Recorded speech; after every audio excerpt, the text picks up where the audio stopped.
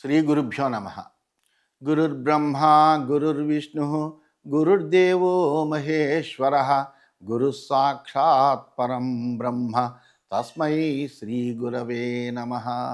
అస్మద్ గురుచరణపాదారవిందాభ్యాం నమ.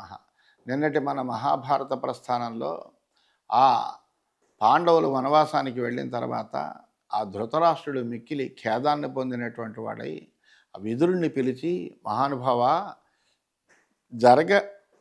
రానిదంతా కూడా జరిగింది కాలవశాత్తు. అందువలన పాండవులకి మాకు కూడా క్షేమం కలిగించేటువంటిది ఏదన్నా ఉపాయం ఉంటే నాకు ఉపదేశం చేయవలసింది అని విదురుణ్ణి కోరాడు. వెంటనే విదురుడు చెప్పాడు, మహానుభావ, నువ్వు ఆ పాండవుల్ని ఇక్కడికి తీసుకొచ్చి వాళ్ళ రాజ్యం వాళ్ళకి ఇచ్చి చక్కగా రాజ్యం చేసుకోమని చెప్పు. అప్పుడు అందరూ కూడా నిన్ను ధర్మాత్ముడిగా భావన చేస్తారు.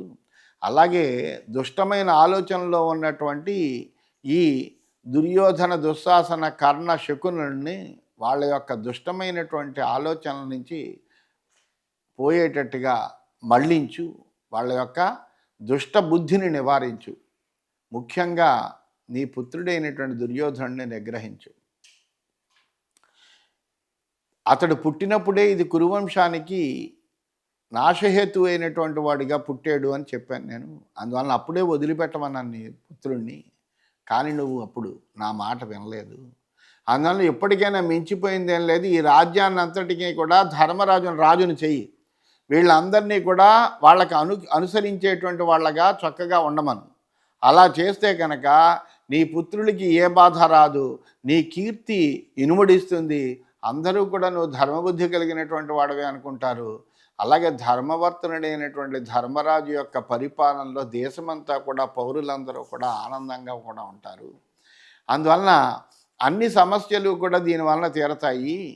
అలా చేయవయ్యా, ఇదొక్కటే హితమైన మార్గము. అంతేకాకుండా ఈ దుశ్శాసనుడు సభామధ్యంలో ఆ పాంచాలికి అట్లాగే భీమసేనుడికి కూడా క్షమించమని అడగాలి.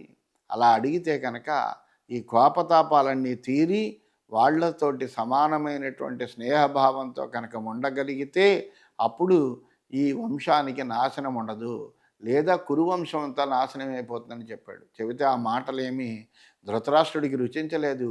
ఎప్పుడు పాండవ పక్షాన్నే కోరుకుంటున్నావు, నువ్వు వెళితే వెళ్ళిపోవయా, ఉంటే ఉండు అని తీవ్రంగా మాట్లాడి ఆయన అంతఃపురంలోకి వెళ్ళిపోయాడు. అలా అన్నాడనేటువంటి ఉద్దేశంతో విదురుడు కూడా పాండవుల దగ్గరికి వెళ్ళాడు.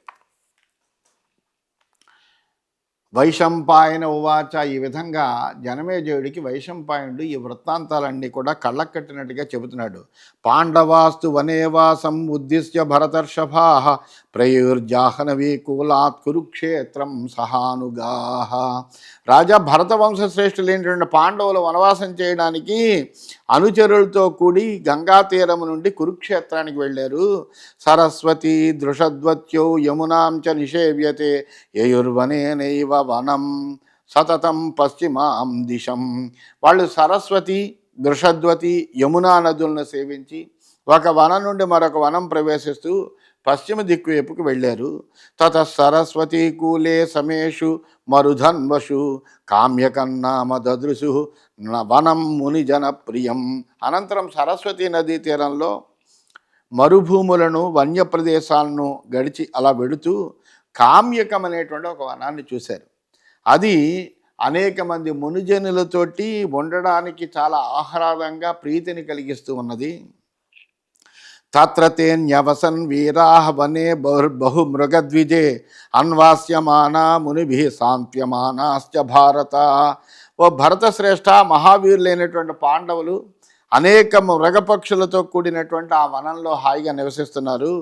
అక్కడ ఉన్నటువంటి మునులతో నివసిస్తూ వారి పట్ల ఎంతో ఊరట కూడా పొందారు వాళ్ళ యొక్క అనునయ వాక్యాలతోటి. విదురస్త్వద పాండూనాం సదా దర్శనలాలస జగామైకరథేనైవ కామ్యకం వనమృద్ధివత్.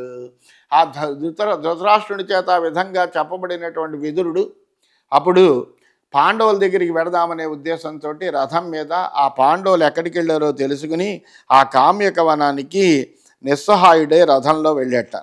తతో గత్వా విదుర కామ్యకం తత్ శీఘ్రైరస్వైర్వాహినా స్యందనేన దదర్శాసీనం ధర్మాత్మానం వివిక్తే సార్ధం ద్రౌపద్యా భ్రాతృభిర్బ్రాహ్మణైశ్చ. ఆ శీఘ్రంగా పరిగెత్తేటువంటి గుర్రాలు పోంచబడినటువంటి రథంలో ఆ విదురుడు ఆ కామ్యకవనానికి చేరాడు. అక్కడ ఒక ఏకాంత ప్రదేశంలో ద్రౌపదితోటి, సోదరులతోటి, బ్రాహ్మణులతోటి కూర్చుని ఉన్నటువంటి ధర్మరాజును చూశాడు. చూసి తతో అపశ్యద్విదురం తూర్ణమారాత్ అభ్యాయాంతం సత్యసంధస్స రాజా అథాబ్రవీద్ భ్రాతరం భీమసేనం కిన్ను క్షత్తా వక్షతి నస్సమేత్య. ఆ వస్తున్నటువంటి విదురుణ్ణి చూశాడు ధర్మరాజు. ఆ సత్యసంధుడైనటువంటి ధర్మరాజు తన దగ్గరికి త్వరగా వస్తున్నటువంటి విదురుణ్ణి చూసి భీముడితోటి అంటున్నాడు, అయ్యి బాబాయ్ మళ్ళీ విదురుడు వస్తున్నాడు, ఈ విదురుడు మన దగ్గరికి వచ్చి ఏం చెప్తాడో అని కంగారు పడుతూ అంటున్నాడు. కచ్చిన్నాయం వచనాత్ సౌబలస్య సమాహ్వాత దేవనాయోపయాత కచ్చి క్షుద్ర శకునిర్నాయుధాని జేష్యతి అస్మాన్ పునరేవాక్షవత్యాం. ఇతడు మళ్ళీ శకుని మాట మీద మళ్ళీ మనకు జోదం ఆడడానికి ఆహ్వానించడానికి రావట్లే కదా. నీచుడైనటువంటి శకుని మళ్ళీ జోదానికి మనల్ని ఆహ్వానించి మన ఆయుధాలను కూడా జయించాడు కదా, ఈ ఆయుధాలు పట్టుకుని మనం వచ్చాము అని ధర్మరాజు భీమసేనుడితో అంటున్నాడు. సమాహుత కేనచిదాద్రవేతి నాహం శక్తో భీమసేన అపయాతుం గాంధీవే చ సంశయితే కథన్ను రాజ్యప్రాప్తి సంశయత భవేన్నః. ఎవరైనా యుద్ధానికి కానీ జోతానికి కానీ నన్ను పిలిస్తే నేను రాను అని చెప్పలేను భీమసేన, వెళ్ళకుండా ఉండలేను. అటువంటి స్థితిలో ఇప్పుడు మళ్ళీ జోదానికి రమ్మని ఈ స్థితిలో మన ఆయుధాలని అర్జునుడి యొక్క గాంధీవాన్ని ఏదో విధంగా వాళ్ళు హరించారు అంటే కనుక మన రాజ్యప్రాప్తి సంశయాస్పదమవుతుంది. ఎందుకంటే ఆ గాంధీవం అనేటువంటి ధనుస్సు ఆ అర్జునుడి చేతిలో ఉంటే కనుక అది మనకి విజయ పరంపరనిస్తుంది ఎప్పుడు కూడాను. అందువలన ఈ ఆయుధాలని మళ్ళీ పణంగా పెట్టమంట కదా అని అంటున్నాడు. తత ఉత్థాయ విదురం పాండవేయా ప్రత్యగృహ్ణన్ నృపతే సర్వ ఏవ తైః సత్కృతః సచతాన్ ఆజమీఢ యథోచితం పాండుపుత్రాన్ సమేయాత్. వెంటనే వచ్చాడు విదురుడు. వెంటనే పాండవులందరూ కూడా లేచి వెళ్ళి ఆయనకి నమస్కారం చేశారు. ఆ విదురుడికి ఎదురేకి స్వాగతం కూడా పలికారు. వాళ్ళు చూపించినటువంటి యథోచితమైనటువంటి స్వాగత సత్కారాలన్నీ కూడా పొందాడు ఆ విదురుడు. ఆ పాండవుల్ని సాదరంగా కలిసినటువంటి వాడయ్యాడు. అయ్యి సమాశ్వస్తం విదురం తే నరర్షభ తతో అపృచ్ఛన్నాగమనాయ హేతుం సచాపి తేభ్యో విస్తరత శశంస యథావృత్తో ధృతరాష్ట్రో అంబికేయ. ఆ విదురుడు కాసేపు వచ్చిన తర్వాత మార్గాయాసం తీర్చుకున్న తర్వాత పాండవులు అతని దగ్గరికి వచ్చి, మహానుభావ నువ్వు ఇంతలా దూరం వనవాసానికి మా దగ్గరికి రావడానికి గల కారణం ఏమిటయ్యా అని అడిగారు. ఆ విదురుడు కూడా ఆ అంబికాసుతుడైనటువంటి ధృతరాష్ట్రుడు ఉన్నటువంటి స్థితిని గురించి వాళ్ళకి విస్తరంగా ఈ విధంగా చెప్తున్నాడు. విదురవువాచ, విదురుడు చెప్తున్నాడు, అవోచన్మాం ధృతరాష్ట్రో అనుగుప్తం అజాతశత్రో పరిగృహ్య అభిపూజ్య ఏవం గతే సమతామభ్యుపేత్య పథ్యం తేషాం మమ చైవ బ్రవీహి. ఓ అజాతశత్రు యుధిష్ఠిరా, ధృతరాష్ట్రుడు నన్ను తన రక్షకుడిగా భావించి ఆహ్వానించి సమ్మానించి ఈ స్థితిలో పాండవులకు నాకు పథ్యమైందేదో సమభావంతో చెప్పవయ్యా అని అడిగాడయ్యా. అడిగితే మయాప్యుక్తం యక్షేమం కౌరవాణాం హితం పథ్యం ధృతరాష్ట్రస్య చైవ తద్వై తస్మై నరుచామభ్యుపైతి తతశ్చాహం క్షేమమన్యన్న మన్యే.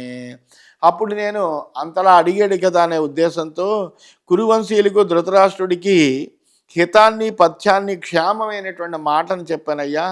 ఆ మాట అతనికి ఏమాత్రం రుచించలేదు. అంతకంటే క్షేమమైనటువంటి మాట నాకు తోచలేదు. అందువలన నేను చెప్పినటువంటి మాటకి అతనికి ఇష్టం కలగలేదు. అతనికి ఇష్టం కలిగేటువంటి మాట నేను చెప్పలేకపోయాను. పరం శ్రేయ పాండవేయామయోక్తం నమేతచ్చ శృతవాన్ ఆంబికేయ యథాతురస్యేవ హి పథ్యమన్నం నరోచతే స్మాస్య తదుచ్యమానం. ఓ పాండవులారా, నేను ఇరుపక్షాల వారికి శ్రేయస్కరమైనటువంటి మాటను చెప్పాను. ఆ అంబికేయుడైనటువంటి ధృతరాష్ట్రుడు నా మాటను ఎంత మాత్రం వినలేదు. ఎందుకంటే రోగికి పథ్యమైనటువంటి అన్నం ఎప్పుడు ఇష్టం కాదు. అయినా కాస్త చారు వేసుకుని అంత తినవయ్యా ఇవాళ, ఇంతవరకు బాధపడ్డావు కదా అంటే రోగికి ఇష్టం ఉండదు. వాడికి వెంటనే ఎన్నాళ్ళు అన్నం తినలేదు కాబట్టి పంచభక్ష పరమాన్నాలతో భోజనం చేయాలని ఉంటుంది. అది తింటే కనుక ఈ రోగం మళ్ళీ తిరగబెడుతుంది. అందువలన ఏంటంటే రోగికి పథ్యమైనటువంటి అన్నం ఏ విధంగా అయితే ఇష్టం ఉండదో, అలాగే నేను చెప్పినటువంటి హితకరమైనటువంటి మాట ధృతరాష్ట్రుడికి రుచించలేదయ్యా. న శ్రేయసే నీయతే అజాతశత్రో స్త్రీ శ్రోత్రియస్యేవ గృహే ప్రదుష్ట ధ్రువన్న రోచేద్భరతర్షభస్య పతి కుమార్యా ఇవ 60 వర్ష. ఓ ధర్మరాజా, శ్రోత్రిని ఇంట్లో ఉన్న దుష్టురాలైనటువంటి స్త్రీ సన్మార్గంలోకి తీసుకురావడానికి శక్యం కానట్టుగానే ధృతరాష్ట్రుడు కూడా మంచి మాటలకి ఎప్పుడూ శక్యం కాడయ్యా. 60 సంవత్సరాల వాడు ఒక కన్యకి భర్తగా దొరికితే వాడు ఇష్టం కానట్టే ధృతరాష్ట్రుడికి నా మాటలు అసలు రుచించవయ్యా. ధ్రువం వినాశో నృపకౌరవాణం నవై శ్రేయో ధృతరాష్ట్ర పరైతి యథాచ పర్ణే పుష్కరస్యానవసిక్తం జలం నతిష్టేత్ పథ్యముక్తం తథాస్మిన్. ధృతరాష్ట్రుడు శ్రేయస్సును కలిగించేటువంటి, హితాన్ని కలిగించేటువంటి నా మాటను అసలు గ్రహించడం లేదు. ఇక కౌరవుల యొక్క వినాశము తప్పదు, అందులో ఏమీ సందేహం లేదు, నిశ్చయమే. తామరాకు మీద పడినటువంటి నీరు దానికి అంటనట్టుగానే ధృతరాష్ట్రుడికి చెప్పినటువంటి హితం అతని మనసులో నిలవట్లేదు. తత క్రుద్ధో ధృతరాష్ట్రో అబ్రవీన్మాం యస్మిన్ శ్రద్ధా భారత తత్ర యాహి నాహం భూయ కామయే త్వాం సహాయం మహీమిమాం పాలయితుం పురం వా. దాంతో ఆ కోపం వచ్చిన ధృతరాష్ట్రుడికి. కోపం వచ్చినటువంటి ధృతరాష్ట్రుడు నాతో ఏమన్నాడంటే, నీకు ఎవరి పట్ల శ్రద్ధ ఉందో వాళ్ళ దగ్గరికి వెళ్ళు, ఈ రాజ్యాన్ని కానీ ఈ నగరాన్ని కానీ పాలించడానికి మళ్ళీ నిన్ను తోడుగా నేను అసలు కోరను, అంటే నిన్ను ఇంక ఏ విధంగానూ నేను ఏమీ అడగను, నీకు ఇష్టమైనటువంటి వాళ్ళ దగ్గరికి నువ్వు వెళ్ళచ్చు, ఎందుకంటే ఎప్పుడూ నువ్వు నాకు హితమైనటువంటి మాట చెప్పలేదు అని చెప్పాడయ్యా.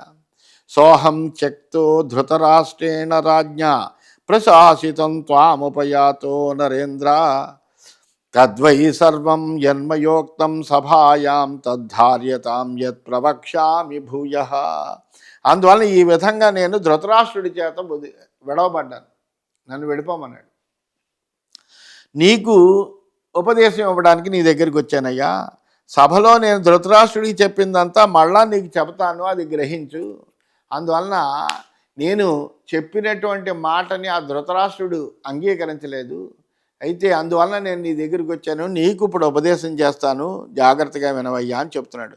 క్లేశై తీవ్రై యుజ్యమాన సపత్నై క్షమాం కుర్వన్ కాలముపాసతే యః సంవర్ధయన్ స్తోకమివాగ్నిమాత్మవాన్ సవై భుంక్తే పృథివీమేక ఏవ. ఓ యుధిష్ఠిరా, శత్రువుల వల్ల తీవ్రమైనటువంటి కష్టాలు పొందుతూ ఓర్పు వహిస్తూ తగిన సమయం కోసం నిరీక్షించేటువంటి వాడు ఎవడైతే ఉన్నాడో, మనోనిగ్రహంతో ఉండేటువంటి వాడు, ఇంద్రియ కామనలకు ఎంత మాత్రము లొంకకుండా నిగ్రహంతో ఉన్నటువంటి వాడు ఎవడైతే ఉన్నాడో వాడు సమస్త భూమండలాన్ని పరిపాలిస్తాడయ్యా. యస్యాభిభక్తం వసురాజన్ సహాయై తస్య దుఃఖేపి అంశభాజః సహాయాః సహాయానాం ఏష సంగ్రహణే అధ్యుపాయః సహాయాస్తా పృథివీ ప్రాప్తిమాహు. అంతేకాదయా రాజా, తోటివారితో కలిసి అంటే తనకు సహాయం చేసేటువంటి వాళ్ళతో కలిసి తన సంపదను అనుభవించేటువంటి వారి దుఃఖంలో కూడా తోటి వాళ్ళందరూ సమాన భాగస్వాములు అవుతారు. ఎందుకంటే వాళ్ళతో మన సుఖాలన్నీ పంచుకున్నాం, మన సంపదనంతా పంచుకున్నాం. అందువలన వాళ్ళు ఎప్పుడూ కూడా మన కష్టాల్లో ఎప్పుడు కూడా తోడుగా ఉంటారయ్యా. సహాయకుల్ని సంపాదించుకోవడంలో ఇది ఒక ఉపాయం అయ్యా. సహాయకుణ్ణి కనుక పొందితే పృథ్వీని పొందినట్టుగా చెబుతారు. ఎందుకంటే మనకంటూ దన్నుగా మన పక్కన నిలబడేటువంటి మనుషులు ఉండాలి ఎప్పుడూ కూడాను. అలా కనుక ఉండగలిగితే వాడు ఎటువంటి కష్టాన్నైనా తరించగలిగినటువంటి వాడు అవుతాడు. అందువలన అటువంటి వాడు ఎవడైనా సహాయకులను పొందినటువంటి వాడు తప్పనిసరిగా పృథ్వీని పొందుతాడు అని చెప్తారు. సత్యం శ్రేష్టం పాండవ విప్రలాపం తుల్యం చాన్నం సహభోజ్యం సహాయై ఆత్మా చైషామగ్రతో నస్మ పూజ్య ఏవం వృత్తిర్వర్ధతే భూమిపాల. ఓ పాండునందన, వ్యర్థమైనటువంటి మాటలు విడిచిపెట్టి సత్యం పలకడం అనేటువంటిది చాలా శ్రేష్టమైనది. ఎల్లప్పుడూ కూడా సత్యం మాట్లాడగలిగితే అంతకంటే శ్రేష్టమైనది ఏం లేదు. అదొక గొప్ప తపస్సు. ఆ సత్యం అనేటువంటి ఎల్లప్పుడూ నిజాన్నే మాట్లాడుతూ అసలు అసత్యం మాట్లాడకుండా ఉన్నటువంటి వాడికి గొప్ప తపస్సు చేసినంత ఫలం ఉంటుంది. దాని యొక్క మహిమ ఎంత అంత అని చెప్పలేనటువంటి. అందువలన వ్యర్థమైన మాటలు మాట్లాడకూడదు. మాట్లాడకుండా సత్యం మాట్లాడుతూ ఉండాలి. సహాయకులతో పాటుగా సమానమైనటువంటి అన్నం తినదగింది. అలాగే మనమోడు తింటూ మన కూడా ఉండేటువంటి వాళ్ళకి ఇంకోటి పెట్టకూడదు. వాళ్ళతో పాటుగానే మనం ఏం తింటే అది మన సహాయకులకు కూడా పెట్టాలి. వారందరి ముందు తన్ను తాను గొప్పవాడిగా మాట్లాడుకోకూడదు. అందరము కలిసే ఈ పని చేస్తున్నామన్న భావనలో ఉండాలి. ఈ విధంగా ఉండేటువంటి రాజు ఎల్లప్పుడూ వృద్ధిని పొందుతాడయ్యా. అంతేకాని నేనే గొప్పవాణ్ణి, నేనే ఇదంతా చేస్తున్నాను అనుకునేటువంటి వాడిని ప్రజలెవరూ ప్రేమించరయ్యా అని ఉపదేశాన్ని విదురుడు చేస్తే అప్పుడు యుధిష్ఠిరుడు చెబుతున్నాడు, ఏవం కరిష్యామి యథా బ్రవీషి పరాం బుద్ధిం ఉపగమ్య ప్రమత్తః యచ్చాప్యన్యద్దేశ కాలోపపన్నం తద్వై వాచ్యం తత్కరిష్యామి కృష్ణం. యుధిష్ఠిరుడు చెబుతున్నాడు, ఉత్తమమైనటువంటి బుద్ధిని ఆశ్రయించి అప్రమత్తుడనయి నువ్వు చెప్పినట్టుగా తప్పనిసరిగా నేను ఆచరిస్తానయ్యా, అందులో ఏమీ సందేహం లేదు. దేశకాలాలకు అనుగుణంగా ఉచితమైనటువంటి దాన్ని కూడా నువ్వు చెప్పు, దాన్ని కూడా నేను పూర్తిగా ఆచరిస్తాను అని ఇంకా నువ్వు నాకు చెప్పవలసింది అని కూడా అడిగాడు. ఇది శ్రీమన్ మహాభారతే వనపర్వణి అరణ్యపర్వణి విదుర నిర్వాసే పంచమోధ్యాయ. ఈ విధంగా శ్రీమన్ మహాభారతంలో వనపర్వంలో అరణ్యపర్వం అనే ఉపపర్వంలో విదుర నిర్వాసం అనేటువంటి 5వ అధ్యాయము పూర్తయింది. అయిన తర్వాత 6వ అధ్యాయంలోకి మనం ప్రవేశించాం. వైశంపాయన ఉవాచ. వైశంపాయనుడు జనమేజయ మహారాజుకి చెబుతున్నాడు, ఓ జనమేజయ మహారాజా, గతేతు విదురే రాజన్నాశ్రమం పాండవాన్ ప్రతి ధృతరాష్ట్రో మహాప్రాజ్ఞ పర్యతప్యత భారత. కోపంతో విదురుణ్ణి వెళ్ళిపోమన్నాడు ధృతరాష్ట్రుడు. ఆ విదురుడు వెళ్ళిపోయాడు. అందువలన ఆ విదురుడు పాండవుల దగ్గరికి ఆశ్రమానికి వెళ్ళేసరికి మహాప్రాజ్ఞుడైనటువంటి ఆ ధృతరాష్ట్రుడు మిక్కిలి పశ్చాత్తాపాన్ని పొందాడు. అయ్యో, ఈ విదురుడు మన పక్కన ఉన్నటువంటి కాస్త మంచి ఉపదేశం చేసేటువంటి వాడిని కూడా మనం వదిలిపెట్టేసుకున్నామే అని విదురస్య ప్రభావంచ సంధి విగ్రహకారితం వివృద్ధించ పరామత్వ పాండవానాం భవిష్యతి. విదురుడి యొక్క నీతిజ్ఞత తెలుసు ధృతరాష్ట్రుడికి. అందుకని ప్రతి విషయం విదురుడిని అడుగుతాడు. అడిగే అతనికి నచ్చితే విదురుడు చెప్పిన మాట చేస్తాడు, లేకపోతే వేరేవాడు చేస్తాడు, కానీ అడగడం మటుకు అడుగుతాడు. ఎందుకంటే విదురుడు మహానీతివేత్త, ధర్మాన్ని తప్పకుండా సరైనటువంటి సలహా ఇస్తాడు అనేటువంటి విషయము ధృతరాష్ట్రుడికి తెలుసు.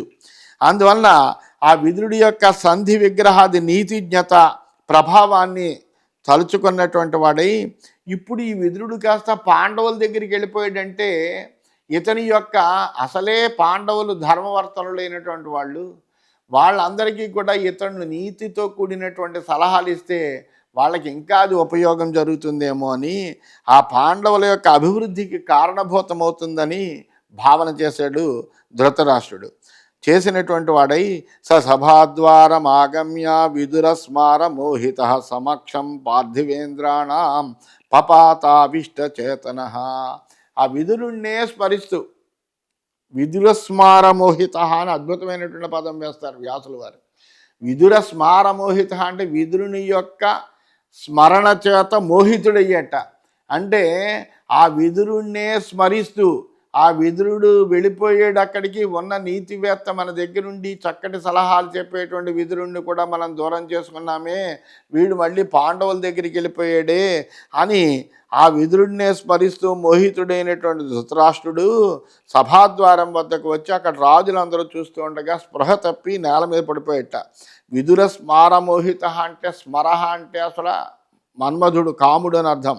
అంటే ఆ కామాన్ని ఎవరైనా లేదా ఏదైనా అరికెట్టే ప్రయత్నం చేస్తే, కామాన్ని అరికెట్టే ప్రయత్నం ఏదైతే చేస్తారో ఆ చేసినప్పుడు పుట్టేటువంటి ద్వేషం ఏదైతే ఉందో అది స్మారం. అటువంటి ఆ ప్రస్తుతం ఆ స్థానంలో ఎవరున్నారంటే విదురుడు ఉన్నాడు. కాబట్టి విదుర ద్వేషం వలన తాను నశిస్తాను అని ధృతరాష్ట్రుడి యొక్క ఆలోచన. ఈ విదురుణ్ణి కనుక మనము ద్వేషిస్తే కనుక మనం ఇంకా నశిస్తాము, ఇతర పక్షానికి ఇంకా అభివృద్ధి కలుగుతుంది అనేటువంటి ఆలోచన వచ్చింది. ఆ వచ్చేటప్పటికి ఇతనికి మోహం కలిగింది. మోహం కలిగేటప్పటికి ఇతను ఒక్కసారిగా మూర్ఛపోయేట. సతులబ్ధ్వా పునఃసంజ్ఞాం సముత్థాయ మహీతలాత్ సమీపోపస్థితం రాజా సంజయం వాక్యమబ్రవీత్. మరలా కాసేపటికి స్పృహలోకి వచ్చాడు. లేచి తన దగ్గరికి వెంటనే సంజయుడు వచ్చాడు. వచ్చేటప్పటికి ఆ సంజయుడితోటి ఈ విధంగా అంటున్నాడు, భ్రాత మమ సుహృచ్చైవ సాక్షాత్ ధర్మ ఇవా పరః తస్య స్మృత్యాద్య సుభృశం హృదయం దీర్యతీవ మే. ఆ విదురుడు నా సోదరుడయ్యా, మిత్రుడు, అపర ధర్మస్వరూపుడు. ఏ సందేహం వచ్చినా కానీ ఆ విదురుడిని అడిగితే చాలా చక్కగా అతడు పరిష్కారం చెబుతూ ఉంటాడు. అతని స్మరణ చేత ఈరోజు నా హృదయము బద్దలైపోతున్నట్టుగా ఉంది. అతడు లేకుండా నేను ఉండలేను. అందువలన తమానయస్వ ధర్మజ్ఞం మమ భ్రాతరమాశు వై ఇతి బ్రువన్ సనృపతి కృపణం పర్యదేవయత్. అందువలన ఆ ధర్మజ్ఞుడైనటువంటి నా సోదరుడిని నువ్వు శీఘ్రంగా తీసుకురావాలయ్యా అని ధృతరాష్ట్రుడు దీనంగా రోధిస్తూ సంజయుడితో చెప్పేట.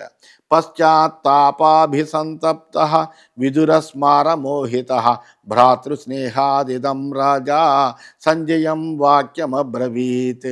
పశ్చాత్తాపం చేత సంతాపపడి విదురుని యొక్క స్మరణ వల్ల మోహితుడైనటువంటి రాజు సోదరుని పట్ల కలిగినటువంటి ప్రేమతోటి ఆ సంజయుడితోటి ఈ విధంగా అంటున్నట్ట, గచ్చ సంజయ జానీహి భ్రాతరం విదురం మమ యది జీవతి రోషేణ మయా పాపేన నిర్ధుత. ఓ సంజయ, నువ్వు వెంటనే వెళ్ళవయ్యా, నా సోదరుడైనటువంటి ఆ విదురుని గురించి తెలుసుకో. పాపాత్ముడినైనటువంటి నేను కోపంతో ఆయన వెళ్ళిపోమన్నాను. అతడు జీవించున్నాడా లేదా ఎక్కడున్నాడు అనేటువంటి విషయం తెలుసుకో. నహితేన మమ భ్రాత్ర సుసూక్ష్మపి కించన వ్యలీకం కృతపూర్వం వై ప్రాజ్ఞేనామిత బుద్ధిన. ప్రాజ్ఞుడైనటువంటి వాడు, గొప్ప బుద్ధి వైషజ్యం కలిగినటువంటి వాడు అయిన నా సోదరుడు మిక్కిలి సూక్ష్మమైనటువంటి చిన్న తప్పు కూడా ఎప్పుడూ చేయలేదు. అతను చాలా ధర్మవర్తనుడు. అటువంటి వాడు నా తమ్ముడు. అందువలన అతన్ని తీసుకురావయ్యా. సవ్యలీకం పరం ప్రాప్త మత్త పరమ బుద్ధిమాన్ చక్షామి జీవితం ప్రాజ్ఞ తం గచ్చ ఆనయ సంజయ. నా వలన బుద్ధిమంతుడైనటువంటి విదురుని పట్ల పెద్ద అపరాధం జరిగిపోయింది. నేను అతన్ని వెళ్ళిపోమన్నాను, అది క్షమించలేనటువంటి నేరమే చేశాను నేను. అందువలన నువ్వు అక్కడికి వెళ్ళి వెంటనే ఆ విదురుడు ఎక్కడున్నాడో వెతికి అతన్ని తీసుకురా, లేకపోతే నేను ప్రాణాలనే వదిలిపెట్టేస్తాను అన్నాడు ధృతరాష్ట్రుడు. తస్య తద్వచనం శ్రుత్వా రాజ్ఞస్తం అనుమాన్య చ సంజయో బాఢమిత్యుక్త్వా ప్రాద్రవత్ కామ్యకం ప్రతి శోచిరేణ సమాసాద్య తద్వనం యత్ర పాండవాః రౌరవాజిన సంవీతం దదర్సాధ సహస్రశ యుధిష్ఠిరం విదురేణ సహాసీనం బ్రాహ్మణైశ్చ సహస్రశ భ్రాతృభిశ్చాభిసంగుప్తం దేవైరివ పురంధరం. ఆ రాజు యొక్క మాటలు విన్నాడు. విన్న వెంటనే అతడి యొక్క అభిప్రాయం ప్రకారం నడుచుకునేటువంటి వాడు కాబట్టి ఆ సంజయుడు వెంటనే అలాగేనయ్యా అని చెప్పి కామ్యకవనానికి వెళ్ళాడు. వెళ్ళి అక్కడ శీఘ్రంగా కామ్యవకాన్ని చేరేపటికి అక్కడ పాండవులను చూశాడు. ఆ పాండవులు ఎలా ఉన్నారయ్యా అంటే విదురునితోటి, వేల కొద్ది బ్రాహ్మణులతోటి, సోదరులతోటి, దేవతలతో కలిసి ఉన్న ఇంద్రుడిలాగా పరివేష్టితుడై మృగచర్మం ధరించినటువంటి ఆ యుధిష్ఠిరుణ్ణి చూసేట. చూసి యుధిష్ఠిరముపాగమ్య పూజయామాస సంజయ భీమార్జున యమాశ్చాపి తద్యుక్తం ప్రతిపేదిరే. ఆ సంజయుడు యుధిష్ఠిరుణ్ణి సమీపించి పూజించాడు. ఆ భీమార్జున నకుల సహదేవులు కూడా సంజయుడిని యథోచితంగా సత్కరించారు. రాజ్ఞా పృష్ట సకుశలం సుఖాసీనశ్చ సంజయ శశంస ఆగమనే హేతుం ఇదంచైవాబ్రవీత్వచ. యుధిష్ఠిరుడు అతన్ని కుశల ప్రశ్నలన్నీ అడిగాడు. అడిగిన తర్వాత అతనికి అర్ఘ్యపాద్యాదులు ఇచ్చాడు. ఆ సంజయుడు వచ్చాడు, హాయిగా కూర్చున్నాడు, సుఖాసీనుడయ్యాడు. మార్గాయాసం తీరిన తర్వాత ఏమిటయ్యా ఇంత హఠాత్తుగా వచ్చావు, నీ రాకకు కలిగినటువంటి కారణాన్ని చెప్పవయ్యా అని ఆ యుధిష్ఠిరుడు సంజయుడిని అడిగాడు. ఆ సంజయుడు ఏం చెప్తాడు అనేటువంటిది రేపు తెలుసుకుందామని తెలియజేస్తూ స్వస్తి.